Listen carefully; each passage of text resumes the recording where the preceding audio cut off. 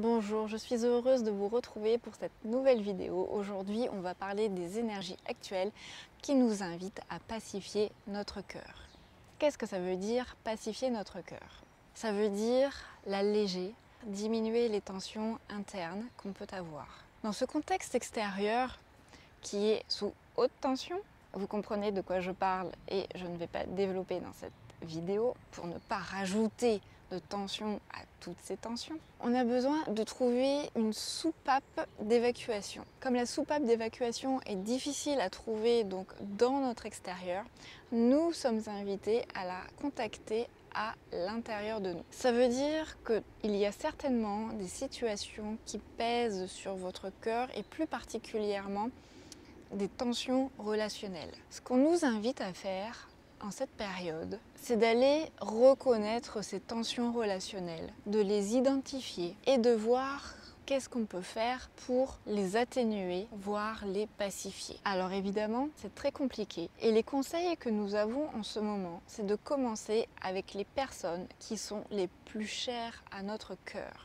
Par exemple, vous rencontrez peut-être des tensions vis-à-vis de votre papa, de votre maman, de votre frère ou de votre sœur. Voilà, on va commencer par la famille très proche. Il y a peut-être des sujets qui font que vous ne vous parlez plus ou que vous ne vous voyez plus. Si vous aimez profondément cette personne, si vous avez de l'amour pour cette personne, malgré vos différends, les énergies vous invitent à aller vers cette personne et à essayer de régler vos différends et de le faire dans l'amour, que ça parte d'abord d'un sentiment d'amour. Alors effectivement, c'est difficile, ça demande beaucoup de courage de faire ça, mais je suis sûre que vous en êtes capable. En tout cas, si vous avez l'élan d'arranger la situation, faites-le. C'est vraiment une bonne période pour le faire. En plus, on est dans une période où on va commencer à préparer les fêtes de fin d'année, où on va commencer à préparer les fêtes familiales. Si vous avez envie qu'il y ait de l'apaisement autour de vous,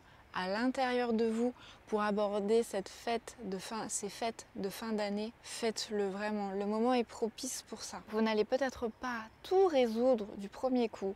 Vous n'allez peut-être pas tout résoudre en une communication, en un échange avec la personne. Déjà, commencez par envoyer l'intention sans contacter la personne. Envoyez déjà l'intention à l'univers.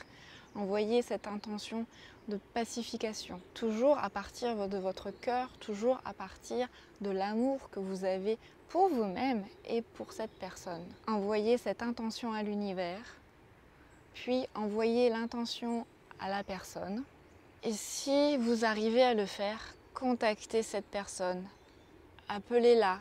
Allez la voir si vous pouvez. Faites un pas. Vous avez tout à fait le droit de lui laisser faire un pas aussi vers vous. C'est pas forcément à vous de faire 100% du travail. Il faut aussi que l'autre personne reçoive votre message. Mais faites un pas. Faites un pas vers vous. En faisant un pas vers elle, vous faites un pas vers vous, vers votre paix intérieure. Avant de vous dire c'est trop difficile, j'y arriverai jamais et de rentrer dans un jeu d'ego de qui a tort, qui a raison, demandez-vous ce qui est le plus important pour vous. Est-ce que c'est vous et votre paix intérieure qui est plus important? Ou est-ce que c'est cette relation d'ego à ego qui est plus importante?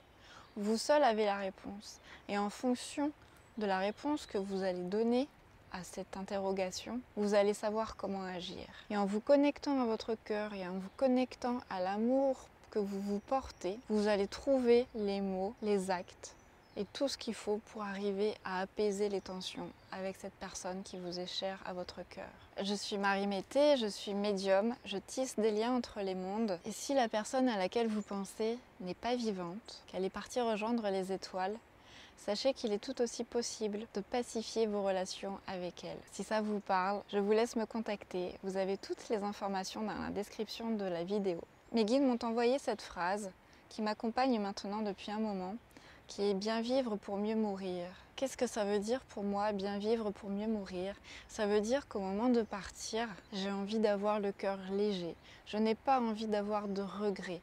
Et qu'est-ce que c'est bien vivre pour mieux mourir?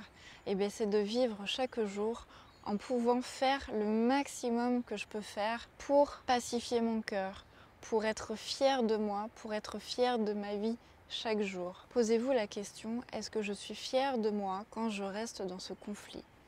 Posez-vous la question, Si je devais partir demain et que j'avais ce différent qui restait, est-ce que je serais fière de partir avec ce différent? C'est pas du tout un discours pessimiste, c'est pas du tout un discours fataliste, c'est au contraire un discours pour comprendre l'importance de la vie et pour comprendre que chaque jour est vraiment important à vivre et que chaque pas qu'on peut faire est important.